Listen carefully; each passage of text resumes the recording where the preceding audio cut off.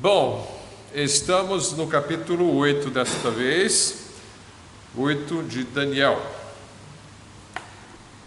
O capítulo 8, eu queria enfatizar, ele vai continuar com certas visões aqui, do 8 até o final do livro, que é no capítulo 12, né? Ele vai concentrar em visões do futuro sobre as nações. Esse livro é um foco bastante voltado para o que vai acontecer com as nações, né? E ele menciona vários números de dias, de épocas, de tempos, para que a profecia seja cumprida. Muitas vezes a profecia é dada na Bíblia de uma maneira onde o conteúdo é passado, mas não é dito nada a respeito de quando que vai se cumprir, né? Outras vezes a Bíblia apresenta datas, apresenta prazos, apresenta períodos. Então a gente tem que saber ponderar os textos, olhar para os textos, refletir sobre eles e perceber se Deus quer que você pense nos tempos e nos números ou não, se é simplesmente uma mensagem, um alerta para que você sempre esteja vigiando, né? Por exemplo, ninguém sabe a data da volta de Cristo, apesar de que alguns tentam adivinhar, ninguém sabe. Então o ensino bíblico que nós entendemos é que nós sempre temos que estar vigiando, sempre temos que estar prontos para a volta de Cristo. Ele pode voltar a qualquer momento, ou eu posso partir pela morte, né, a qualquer momento. Então é preciso estar sóbrio e vigilante a todo instante. Por outro lado, você tem sinais da segunda vinda de Cristo, você tem prazos e tempos estabelecidos para a grande tribulação que precede a segunda vinda de Cristo. O período do anticristo aqui na terra, nós temos uma noção de quanto tempo vai durar. Então você tem tempos associados à segunda vinda de Cristo também. O mistério é quando vai acontecer o arrebatamento, né? O arrebatamento da igreja, né? E discute se vai acontecer antes da tribulação, no meio, depois. E mesmo que se você tiver certeza que é no final da tribulação, você vai ficar ainda sem saber quando é o dia e hora, mesmo a partir do momento em que começasse a grande tribulação, você ainda não ia saber dia e hora da sua vinda, né? Mas os tempos você saberia, os sinais você veria e o prazo aproximado você teria a partir da grande tribulação. Mas isso para quê? Para o início do reino de Cristo na terra. Prazo para o início do reino de Cristo na terra. Agora, o momento do arrebatamento ia ser um mistério. Você sempre teria que estar vigiando do mesmo jeito, né? Agora, então, no livro de Daniel tem vários números. E as pessoas são atraídas naturalmente por numerologia, né? Por números, estudos de números. Numerologia é um termo associado a um misticismo em torno de números, né? A pessoa pega a sua idade, sua altura, quantas letras tem o seu nome e monta ali um perfil seu com base nos seus números e diz: olha, você é mais ou menos assim, vai acontecer isso com você, você deveria casar com alguém assim, né? Faz um tipo de uma prática parecida com horóscopo, né? Mas com base nos números associados à sua pessoa. Então, muitas pessoas no mundo, isso não é uma prática cristã, evidentemente, mas isso é uma prática que você tem muito no misticismo por aí, uma atração por números. Por outro lado, você tem, por exemplo, entre os judeus, uma prática chamada, ou uma técnica chamada gemátria, onde eles atribuem um número a cada letra do alfabeto, e aí, de acordo com as palavras, eles estudam os números associados com as palavras e eles tiram interpretações, né? Eles tiram sentidos das coisas a partir dos números. Então, muitos ligados também com o judaísmo mais cabalista, a cabala tem muita prática de interpretar a Bíblia com base em gemátria.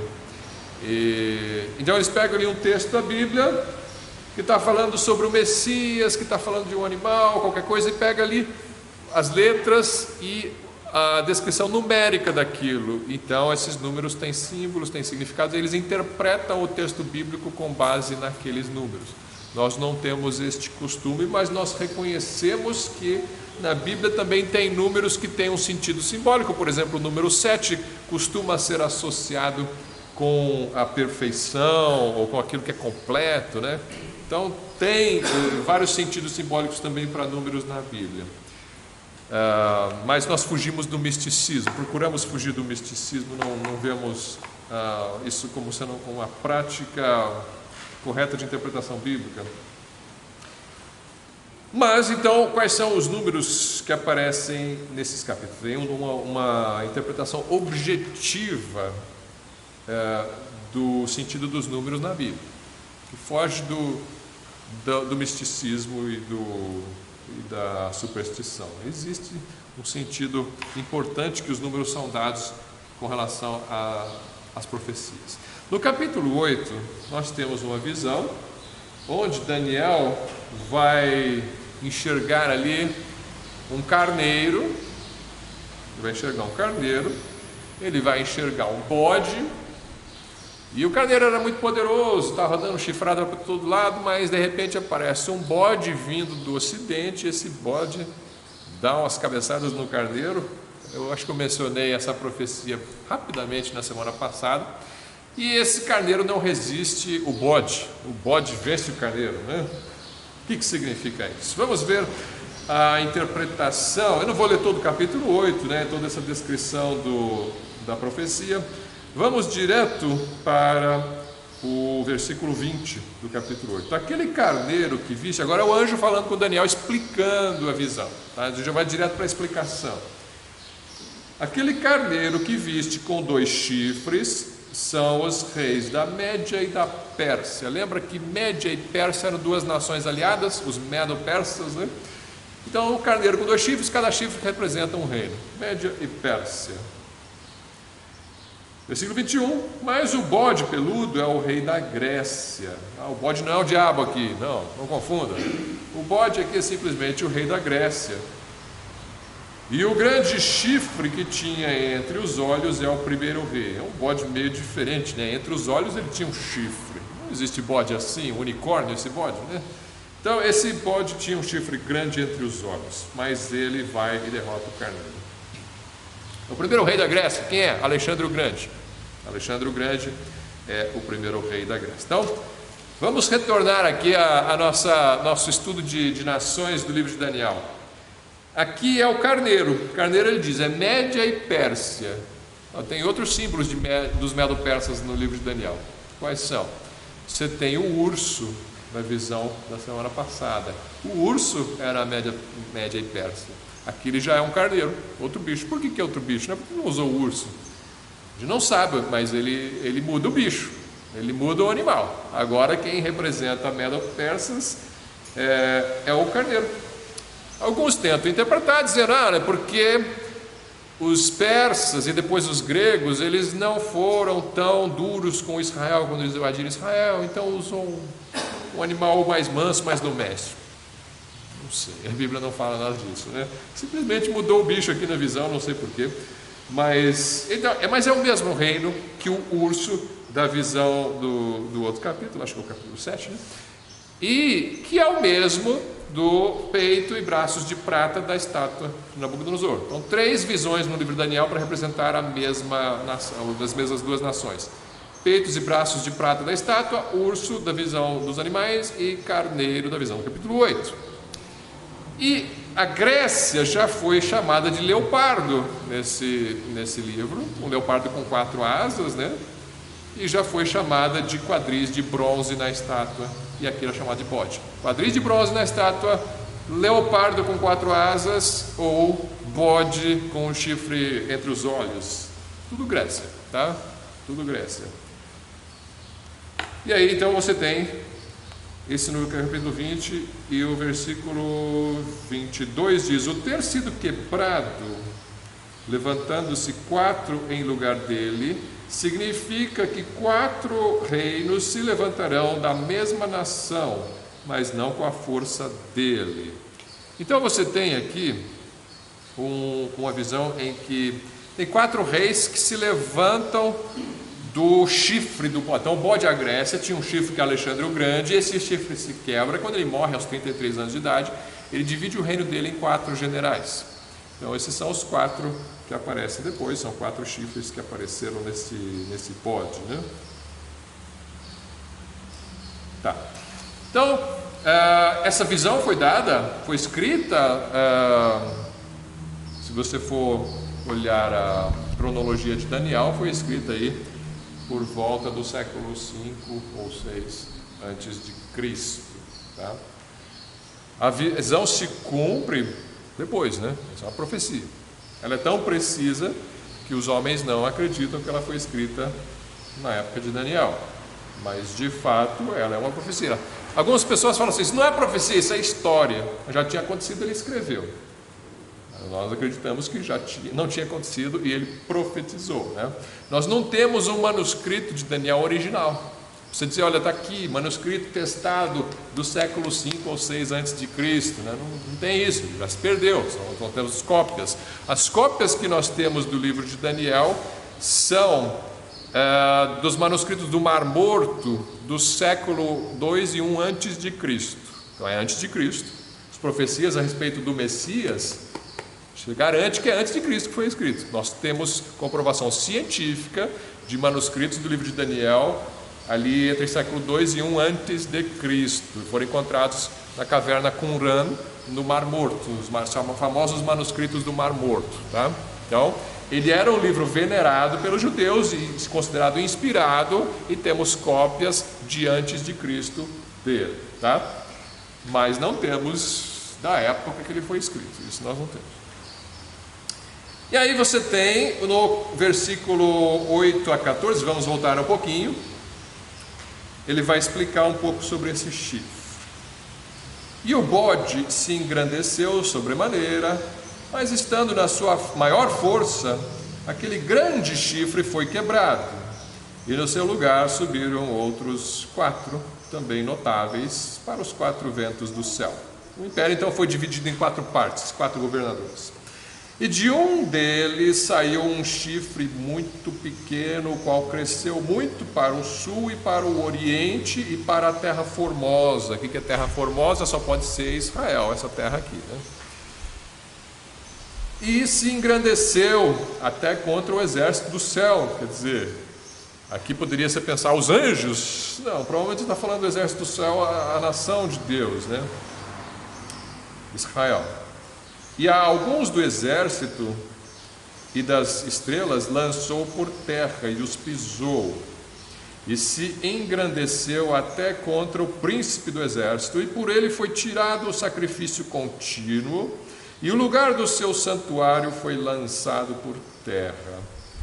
E um exército foi dado contra o sacrifício contínuo por causa da transgressão, e lançou a verdade por terra e o fez e prosperou. Depois ouvi um santo que falava e disse, outro santo aquele que falava, uma conversa entre anjos aqui que ele viu: até quando durará a visão do sacrifício contínuo e da transgressão assoladora, para que sejam entregues o santuário e o exército a fim de serem pisados? E ele me disse, até 2.300 tardes e manhãs, e o santuário será purificado. Vamos fazer a pausa aqui. Eu disse que era sobre números o estudo, né? Então aqui aparece um número importante: 2.300 tardes e manhãs. Nós vamos ter que refletir sobre esse número. Esse número é importantíssimo. Se você não entender esse número, você pode ser enganado, você pode se confundir, e você pode abraçar ensinos errados sobre isso, tá? Esse número é muito famoso, ele é muito falado. Ele não é muito falado nas igrejas batistas, mas ele é muito falado em outras igrejas. Então, para que você não se confunda, nós vamos hoje falar sobre esse número, para que você entenda o que isso significa, tá? Então, 2.300 tardes e manhãs. Importante focar nisso. Quando você estuda a Bíblia, você olha para as profecias, olha para os detalhes e você vai ver o sobrenatural. se você deixa de estudar as profecias e deixa de prestar atenção nos detalhes, alguém vai perguntar para você: por que você acredita nesse livro?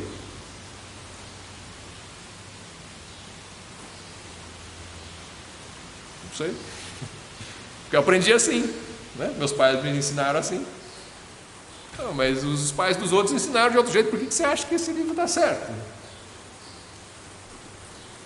Profecias são uma das evidências. Profecias são uma das evidências, tá? Então, história é evidência, lógico, a precisão histórica, mas podia ser só um livro histórico, né? Agora você tem algo diferente aqui, algo diferenciado. Os números você vai perceber. Então, aqui você tem 2.300 tardes e manhãs. Eu vou começar explicando esse sentido, adotando a abordagem dos adventistas de sétimo dia, porque eles falam muito sobre este número, tá? Minha intenção aqui não é atacar a adventista de sétimo dia, é só usar o ensino deles sobre este número para ilustrar como que a coisa pode ser interpretada e por que nós interpretamos de um jeito diferente, tá? Então, o que os adventistas do sétimo dia dizem sobre essas 2.300 tardes e manhãs? Peguei aqui um livro que talvez vocês já ouviram falar, O Grande Conflito, escrito por Ellen White no século XIX, profetisa dos adventistas. Ela vai dar uma explicação com base numa suposta revelação que ela teve, né? O que significa, ou estudando a Bíblia, ou tendo revelações, como ela chegou nessa conclusão. Mas ela vai então dizer o sentido de 2.300 tardes e manhãs. Vamos ver como é que é descrita a coisa no livro da Ellen White.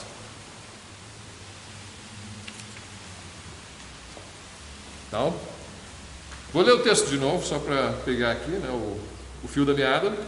A conversa dos dois anjos. Depois ouviu um santo que falava e disse outro santo àquele que falava: até quando durará a visão do sacrifício contínuo e da transgressão assoladora, para que sejam entregues o santuário e o exército a fim de serem pisados? Então, é um tempo aqui. Quanto tempo vai durar essa coisa que ele escreveu? Ele disse: até 2.300 tardes e manhãs, e o santuário será purificado. Vamos ver a interpretação de Ellen White. Tá. Então, ela começa descrevendo o tabernáculo de Israel lá no deserto, onde você tinha duas partes do tabernáculo. A tenda onde o povo de Deus adorava no deserto. Então, eles tinham um lugar chamado o santuário, ou lugar santo, onde os sacerdotes entravam diariamente para fazer as suas ofertas e o seu serviço de sacerdócio ali. E tinha uma segunda parte, uma câmara mais profunda, separada por um véu, onde o sumo sacerdote entrava uma vez por ano para fazer uma oferta perante a arca do Senhor, a arca da aliança, a favor do povo, né? Fazer uma oferta a favor do povo. Tá. Então, ela diz assim: durante 18 séculos, esse ministério continuou no primeiro compartimento do santuário. Ela entende que isso é um símbolo daquilo que acontece no céu. Existe um santuário lá no céu. Jesus, depois que morreu na cruz, ressuscitou, foi para o céu e ele entra nesse santuário. E ele fica nesse santuário, então, ministrando ali como um sacerdote, um sumo sacerdote.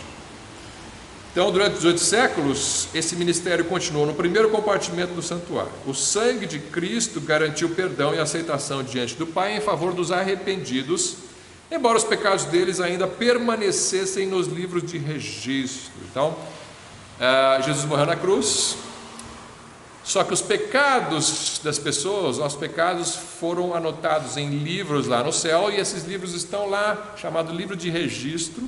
Na Bíblia não diz isso é a terminologia que ela usa. Tem os livros de registro lá no céu, onde os pecados estão anotados. Como no serviço simbólico havia uma expiação no fim de cada ano, assim, antes que seja completada a obra de Cristo em favor dos seres humanos, há também uma expiação para tirar o pecado do santuário celestial. Quer dizer, o nosso pecado foi levado para o santuário do céu, e um dia ele vai ser tirado do santuário. E o que vai acontecer com esses pecados, né? Essa ainda é uma obra que vai ser feita. O pecado vai ser tirado do santuário celestial. Esse serviço começou no fim dos 2.300 dias. Naquela ocasião, nosso sumo sacerdote entrou no lugar santíssimo para purificar o santuário. Vou dar uma explicação aqui. Faz de conta que vocês estão no Instituto Batista Bíblico Independente, que nós temos aqui, e vocês vão ter um curso de religiões mundiais. Aí, você tem no século XIX um homem chamado William Miller, um batista chamado William Miller, que, com base nesta profecia de 2.300 tardes e manhãs, calculou a data da volta de Cristo para o arrebatamento da igreja. Não sei se foi o primeiro a fazer isso, mas foi o mais famoso até então a fazer isso, fazer um cálculo para descobrir a data da volta de Cristo. E ele fez esse cálculo como? Ele fez o cálculo pensando a partir dos tempos aqui de Daniel, a partir da ordem para restaurar Jerusalém, dada por Ciro, rei da Pérsia. Ele contou então 2.300 anos. Ele entendeu que cada tarde de manhã fosse um ano. E aí ele conta 2.300 anos e vai chegar numa data de 1844. Ele entendeu que era 1844 a data da volta de Cristo. E aí os americanos foram para o monte esperar Jesus Cristo voltar. Muitos venderam suas propriedades, venderam suas coisas e foram para o monte esperar Jesus Cristo voltar. Passou a noite toda na data calculada, ele não voltou. William Miller foi para casa, refez as contas e pensou: não, eu errei por um ano, é 1845. Não lembro se foi a primeira 43 e a segunda 44, ou se foi a primeira 44 e a segunda 45. O fato é que ele não volta. Jesus Cristo não volta. E aí William Miller abandonou esse negócio. Não, errei, desculpa, perdão, voltou para a Igreja Batista e nunca mais falou desse assunto. Só que daquele grupo que ficou ali, muitos mantiveram esse desejo de acertar a data da vinda de Cristo. Então, dali vem certos grupos, vem desse movimento, indiretamente. Por exemplo, os Testemunhos de Jeová vêm de contatos de Russell, que conheceu pessoas desse grupo, e ele fundou os Testemunhos de Jeová, e eles mesmos andaram marcando datas para a vinda de Cristo e erraram também. E desse grupo, principalmente, veio Ellen White e os Adventistas do sétimo dia. Adventista é o nome que vem dessa palavra advento, o advento da vinda de Cristo, que estava marcada, calculada, mas eles não entenderam ou não voltou, e aí, né, o que aconteceu? Então, Ellen White aqui está dizendo que, na verdade, Jesus Cristo não voltou em 1844, na verdade o que ele fez foi entrar no santuário celestial. Em 1844 ele entrou finalmente no Santo dos Santos e começou a fazer uma obra chamada juízo investigativo, ou julgamento investigativo, onde ele vai investigar esses livros de registro, vai ver quem é crente de verdade. Esses pecados aqui que estão nos livros de registro vão ser removidos do Santo dos Santos, tá? Então, este é o ensino dos Adventistas do sétimo dia. Esse serviço começou no fim dos 2.300 dias. Naquela ocasião, nosso sumo sacerdote entrou no lugar santíssimo para purificar o santuário. Engraçado ele esperar 1844 anos para começar a fazer isso, depois da ressurreição dele, né? Ela continua a obra de julgamento. Na nova aliança, os pecados daqueles que se arrependem são, pela fé, colocados sobre Cristo e transferidos para o santuário celestial. Quer dizer, Cristo não aniquilou nossos pecados, ele simplesmente transportou nossos pecados para o Santo dos Santos no céu. E assim como a purificação do santuário terrestre ela era realizada através da remoção dos pecados pelos quais ele ficara contaminado, da mesma forma a purificação real do santuário celestial deve ser efetuada pela remoção ou apagamento dos pecados que lá estão registrados. Porém, antes que isso seja realizado, deve haver um exame dos livros de registro para determinar quem, através do arrependimento e fé em Cristo, tem direito aos benefícios de sua expiação. A purificação do santuário envolve, portanto, uma obra de investigação, um julgamento, antes da volta de Cristo, pois quando ele vier, sua recompensa estará com ele, para dar a cada um segundo as suas obras, Apocalipse 22, 12. Tá? Então ele está lá investigando os nossos pecados e tirando esses pecados do santuário. Desse modo, os que seguiram a luz das profecias e perceberam que, em vez de Cristo vir à Terra em 1844, Cristo entrou no lugar santíssimo do santuário celestial, a fim de desenvolver a obra final de expiação. Então a obra não foi consumada na cruz. Existe ainda uma obra final de expiação que está sendo feita agora, como preparação para a sua volta. Quando Cristo, pelos méritos de seu próprio sangue, remover do santuário celestial os pecados de seu povo, ao ser concluído o seu ministério, colocará esses pecados sobre Satanás, que sofrerá a penalidade final quando for executado o juízo. O bode emissário era enviado para um lugar não habitado, não devendo nunca mais retornar à congregação de Israel. Da mesma forma, Satanás será banido para sempre da presença de Deus e de seu povo e eliminado da existência na destruição final do pecado e dos pecadores. Então, o que o juízo investigativo vai fazer? O que vai ser o resultado? Esses pecados vão ser tirados do Santo dos Santos, vão ser lançados sobre Satanás, e Satanás vai ser destruído junto com os nossos pecados. Tá? Ele não vai ser atormentado de dia e de noite pelos séculos dos séculos no lago de fogo, como diz o Apocalipse. Ele vai ser atormentado por um tempo e depois vai ser destruído. Percebem algumas dificuldades aqui? Algumas dificuldades aparecem. Primeiro, a Bíblia não fala nada desse juízo investigativo, desses detalhes todos que ela deu, você não vai encontrar na Bíblia. Ela pode fazer uma leitura de algumas passagens e inferir isso aí de alguma maneira, mas de forma alguma tanto que antes dela ninguém nunca tinha enxergado isso na Bíblia. Tá? Essa é a primeira dificuldade. A segunda dificuldade é essa que eu falei. Se Jesus Cristo não terminou a obra de redenção na cruz, então por que ele falou está consumado? Né? O que é que está consumado, afinal de contas? Né? Se ele ainda tem que estar trabalhando esse tempo todo para expiar o santo dos santos no céu. Né? Outra coisa, por que ele esperou até 1844 para começar a fazer isso? Muitas dificuldades aqui, mas a principal delas é: se os nossos pecados são lançados sobre Satanás, e Satanás então é destruído, isso não faz de Satanás um co-redentor? Porque os meus pecados foram expiados por Satanás, então, não por Cristo. O meu pecado foi castigado em Satanás, não foi castigado em Jesus. Então, é muito séria esta interpretação. Eu sei que eles não vão dizer que o Satanás é o co-redentor, claro que não, eles creem que Jesus é o redentor. Mas se você for usar a lógica de que o pecado é expiado por alguém, então ele foi expiado por Satanás. É Satanás que está pagando pelos meus pecados. E Cristo pagou de que forma? Só levando os pecados para o céu. Mas no final das contas, quem paga mesmo é o diabo. Então parece que a expiação é feita pelo diabo.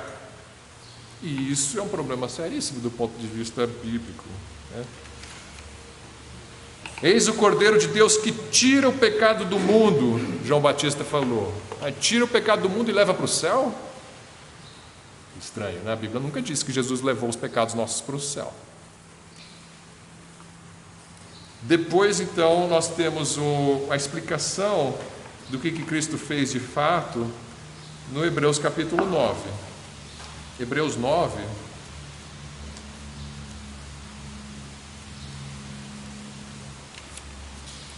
Muito importante nós entendermos a obra de expiação de Cristo, que é essa doutrina da salvação, né?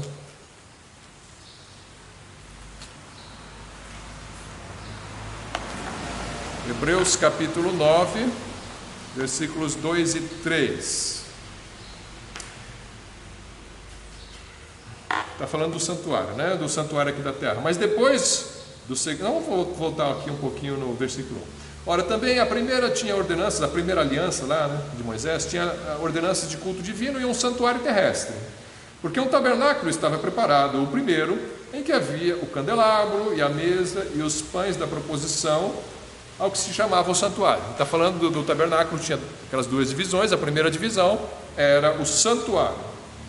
Mas depois do segundo véu estava o tabernáculo, que se chama o Santo dos Santos.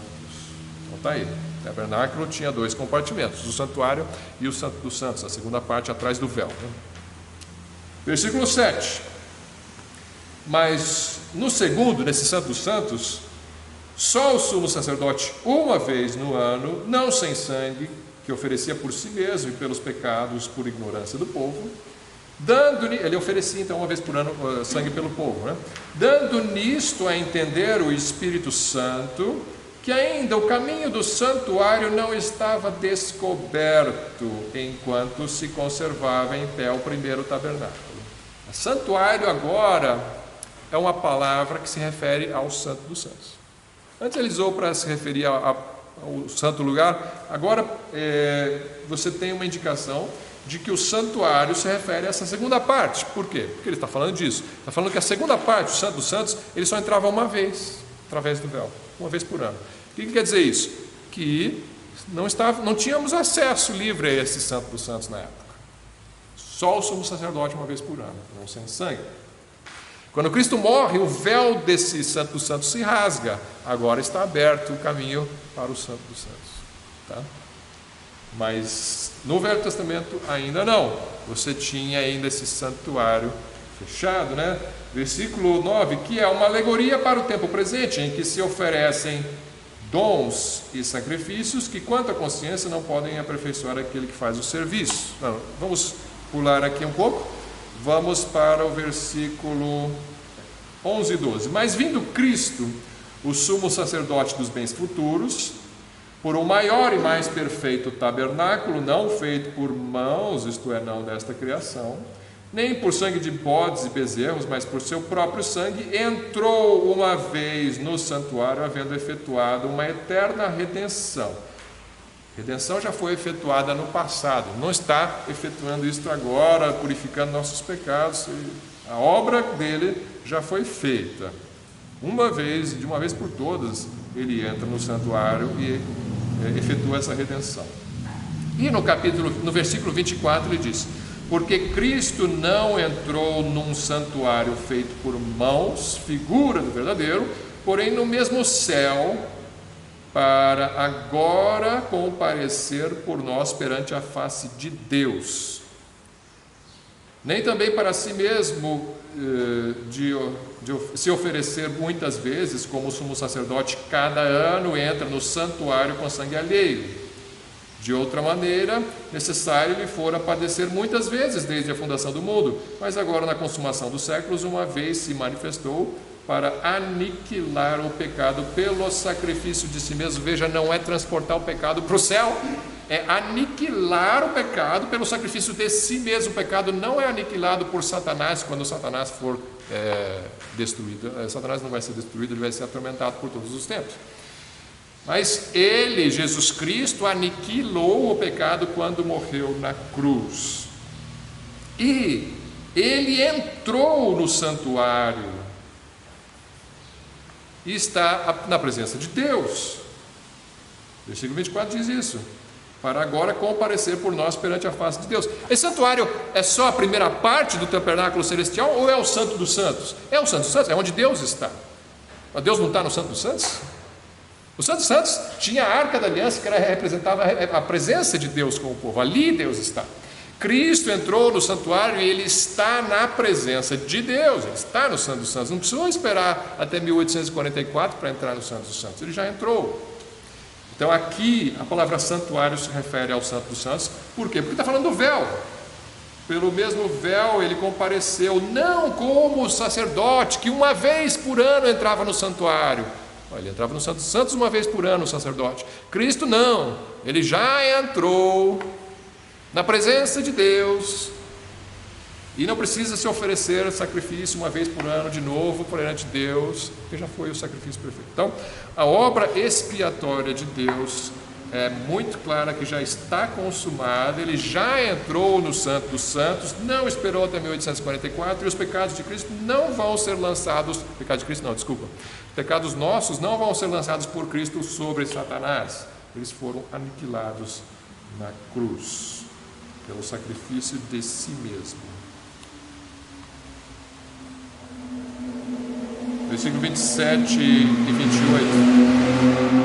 E como aos homens está ordenado morrerem uma vez, vindo depois disso o juízo, assim também Cristo, oferecendo-se uma vez para levar os pecados de muito, aparecerá segunda vez sem pecado aos que o esperam para a salvação. E a obra da salvação acaba aqui.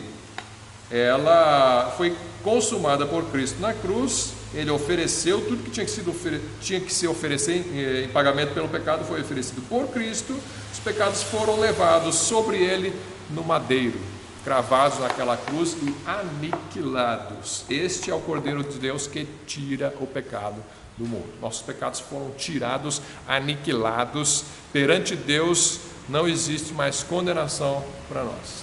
Nós estamos justificados diante do Senhor. Por isso, o que nós fazemos? Nós fazemos Hebreus 10,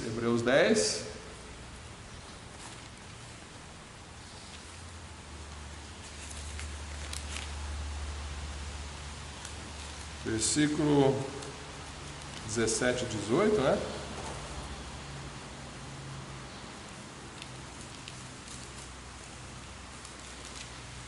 E jamais me lembrarei de seus pecados e de suas iniquidades. Ora, onde há remissão desses, não há mais oblação pelo pecado, não há mais oferta pelo pecado. Tendo, pois, irmãos, ousadia para entrar no santuário pelo sangue de Jesus, pelo novo e vivo caminho que ele nos consagrou pelo véu, isto é, pela sua carne, e tendo um grande sacerdote sobre a casa de Deus, cheguemo-nos com verdadeiro coração, em inteira certeza de fé, tendo os corações purificados da má consciência e o corpo lavado com água limpa, retenhamos firmes a confissão. Então, eu, sabendo que Cristo aniquilou meus pecados e entrou como sumo sacerdote diante de Deus e rasgou o véu, existe passagem até para mim, para eu hoje entrar no Santo dos Santos, na presença de Deus. Nem Cristo precisa esperar até 1844 e nem eu, né? O autor de Hebreus já podia entrar naquela época perante Deus no Santo dos Santos, porque seus pecados já haviam sido aniquilados, tá?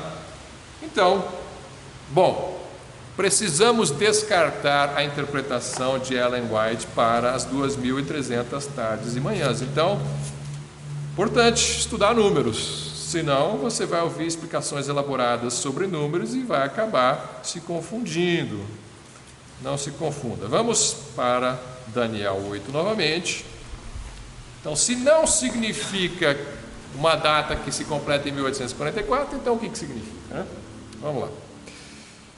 Vou voltar no versículo 8 a 11. Então, o bode se engrandeceu sobremaneira. Então, Daniel 8:8. O bode se engrandeceu sobremaneira, vou ler de novo. Mas estando na sua força maior, aquele grande chifre foi quebrado, e no seu lugar subiram outros 4 também notáveis para os 4 ventos dos céus. Esses 4 chifres são, na história, a gente sabe, os generais. Seleucos I Nicator, que pegou a região ali da Palestina, chamada região do Levante, que é o norte ali. Tem o Ptolomeu I Soter, que é o do Egito. Tem o Cassander e tem o Lipimachus. Não sei se a pronúncia é exatamente essa, mas são 4 generais, 4 chifres. A história já foi cumprida, a gente já sabe a interpretação dessa profecia. Versículo 9: de um deles saiu um chifre muito pequeno, o qual cresceu muito para o sul e para o oriente e para a terra formosa. Este chifre veio dos Seleucidas, que é aquele pessoal que ficou governando a Palestina. Ele é Antíoco IV Epifânio. Antíoco IV Epifânio, ele invadiu Israel, ele destituiu as autoridades judias, tanto religiosas quanto militares. Então é por isso que fala logo em seguida que ele vai se engrandecer contra a terra formosa, e ele vai destituir as estrelas e o exército do Senhor. Então, ele derrotou Israel, ele destituiu os judeus, as suas autoridades, ele tentou paganizar os judeus, já falei sobre isso no estudo sobre Daniel. Ele que tenta obrigar as pessoas a comerem carne de porco, a venerarem os ídolos pagãos, proíbe eles de guardarem os sábados, mata quem tenta cumprir a lei de Israel. Então ele foi quem profanou Israel. E logo em seguida vai dizer nos versículos 11 e 12, então se engrandeceu, tudo mais. E no versículo 13, neste contexto,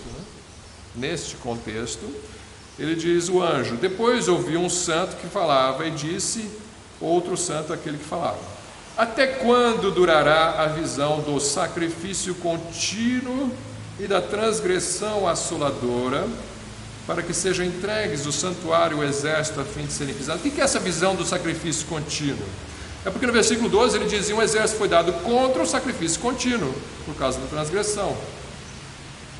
E o versículo 11 diz também: se engrandeceu até contra os príncipes do exército, por ele foi tirado o sacrifício contínuo. Ele proibiu que os judeus sacrificassem no templo. Isso é o sacrifício contínuo. Eles tinham os sacrifícios da manhã e os sacrifícios da tarde. Todo dia os judeus, sacrifício da manhã e da tarde. Ele proibiu. Então foi tirado o sacrifício contínuo por Antíoco Epifânio. Depois o anjo pergunta: mas quanto tempo vai durar isso? O povo de Deus sem sacrifício contínuo. E ainda ele menciona outra expressão aqui no versículo 13, na minha tradução diz: e da transgressão assoladora. Quanto tempo vai levar a visão do sacrifício contínuo e da transgressão assoladora? Algumas traduções dizem abominação assoladora, ou coisa assim, para que seja entregue o santuário e o exército a fim de serem pisados. A pergunta é: até quanto tempo o templo de Deus vai ser profanado por esse chifre? Quanto tempo vai durar essa profanação? Essa profanação ela atingiu o ápice quando Antíoco Epifânio coloca uma estátua de Zeus no templo e ele oferece uma porca no altar. A porca é um animal imundo, né, para os judeus. Ele profana assim o templo. Ele estava começando a sacrificar porcos ali. Então essa é a abominação assoladora, a profanação do templo. Quanto tempo vai durar isso, né? E aí o anjo diz: ele me disse, até 2.300 tardes e manhãs, e o santuário será purificado.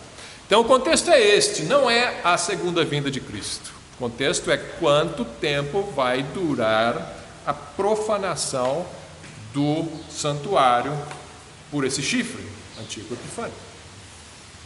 E aí é só você ir na história e ver como é que foi que a coisa aconteceu. Antíoco Epifânio entrou em Jerusalém em 169 a.C. Ele entra em Jerusalém e ele saqueia o templo. Se você adotar esta data como o início desse período de profanação, e você conta a partir daí 2.300 dias com tarde e manhã, você vai chegar aproximadamente em, deixa eu ver aqui a conta, 163 a.C. 163 a.C. O que aconteceu em 163 a.C.? Aconteceu o seguinte: então o Antíoco Epifânio entrou, profanou, saqueou o templo. E ele ficou esse período aí, que aproximadamente 6 anos, daria 6 anos e 4 meses mais ou menos, com essa profanação. Só que durante esse período houve uma rebelião dos judeus, liderada por Judas Macabeus. Você pode ler isso no livro de 1 Judas Macabeus, né? Você vai estar ali a história dessa rebelião dos judeus. E Judas Macabeus conseguiu libertar Israel das mãos de Antíoco Epifânio em 164 a.C. Em dezembro de 164 a.C., ele celebra uma festa. Os judeus celebram uma festa para rededicação do templo. Essa festa eles celebram até hoje, é chamada festa de Hanukkah. Hanukkah é a rededicação do templo, eles purificaram o templo. Alguns meses depois, em 163 a.C., eles vão começar, os sacrifícios vão retornar. Então, existem algumas interpretações aí alternativas para essas 2.300 tardes e manhãs, mas estou convicto de que as melhores interpretações se referem a este período aí de domínio de Antíoco Epifânio sobre Israel, entre a profanação do templo e a restauração do culto. Algumas pessoas vão achar que o período começa mais numa data ali do meio, onde Antíoco de fato sacrifica a porca. Eles contam 2.300 tardes e manhãs, como sendo, na verdade, 1.150 tardes e 1.150 manhãs, né? Vão dar metade desse período aí, tá? Então, alguns pegam o período inteiro na contagem, alguns pegam a metade. Mas tem que cair nessa faixa da profanação do templo. A profecia se cumpre ali, tá? Não tem que fugir lá para 1844. Essa profecia já se cumpriu. Ela refere-se à restauração do templo e a instituição da festa do Hanukkah. Tá? Um texto uma historinha aqui que eu vi num comentarista, Thomas Constable, ele escreve o seguinte: não sei se a história é verídica, mas é interessante, pode ser só um conto, né? Um perseguidor dos judeus na Rússia perguntou a um judeu qual seria o resultado se a onda de perseguições continuasse. Os judeus foram muito perseguidos pelos comunistas na Rússia, né? Então o perseguidor perguntou: o que você acha, judeu, que vai acontecer se a onda de perseguição continuar? E o judeu respondeu que o resultado seria uma festa. Por quê? Porque Faraó tentou destruir os judeus, mas o resultado foi a festa da Páscoa. Amã, lá do livro de Esther, né? Amã tentou destruir os judeus, mas o resultado foi a festa do Purim. Antíoco Epifânio tentou destruir os judeus, mas o resultado foi a festa de Hanukkah. Então, se os russos tentarem destruir os judeus, o resultado com certeza vai ser uma festa, né? Bom, só para encerrar aqui o estudo, a motivação original do William Miller, ela não é sem sentido, tá? Ele errou porque Jesus disse que ninguém sabe a data, dia e hora da sua volta, né? Então ele errou. Mas o fato de você olhar para números na Bíblia, fazer contas e tentar perceber quando profecias vão se cumprir, não é errado em si. Existem ocorrências onde isso foi válido e funcionou. Eu vou só dar um exemplo, ou dois, rapidamente, sem me delongar na explicação, mas em Daniel mesmo, capítulo 9, esse aqui é interessante, Daniel 9, versículo 2. No primeiro ano do seu reinado de quem? Reinado de Dario. No primeiro ano do seu reinado, eu, Daniel, entendi pelos livros que o número dos anos de que falara o Senhor ao profeta Jeremias, em que haviam de cumprir-se as desolações de Jerusalém, era de 70 anos. Ele vai orar. Ele estava nesse cativeiro da Babilônia, ele estudou o livro de Jeremias, e ele descobriu: o cativeiro vai durar 70 anos, estamos chegando na data. E ele começou a orar para que Deus perdoasse o povo os seus pecados e restaurasse o povo à sua terra. Onde que ele viu essa profecia? Essa profecia está lá no Jeremias capítulo 29, versículo 10. Jeremias 29, 10.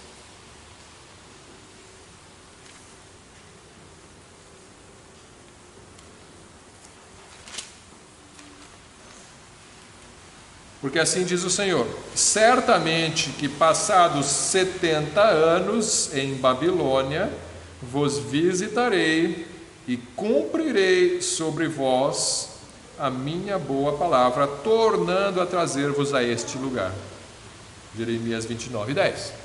Cumpridos 70 anos, passados 70 anos na Babilônia, eu vou trazer vocês de volta. Jeremias profetizou isso. Daniel estudou a Bíblia, viu o número lá, a data lá e falou: está acabando o prazo. Então vale estudar as profecias, vale estudar as datas proféticas. Certamente o povo do futuro, quando estiver vivendo na grande tribulação, vai ter gente estudando as datas para saber se está próximo o Messias, tá? Durante o reino do Anticristo. Eles vão estudar as 70 semanas de Daniel, que eu não vou falar hoje, porque já estudamos ela no passado.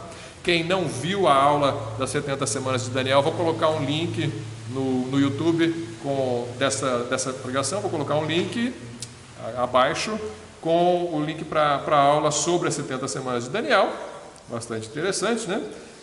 E vou só ler aqui o Daniel 9, 24 a 27.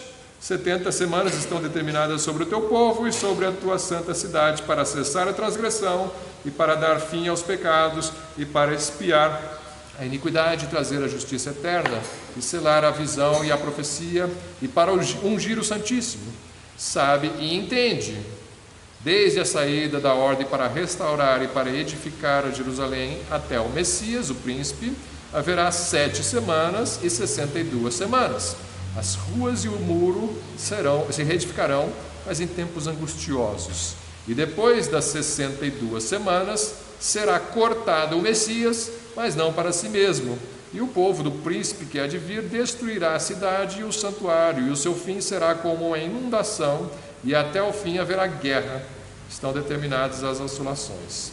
E ele firmará aliança com muitos por 1 semana, e na metade da semana fará cessar o sacrifício e a oblação, parecido com o que Antíoco Epifânio fez, né? Cessar os sacrifícios, e sobre a asa das abominações virá o assolador, e isso até a consumação.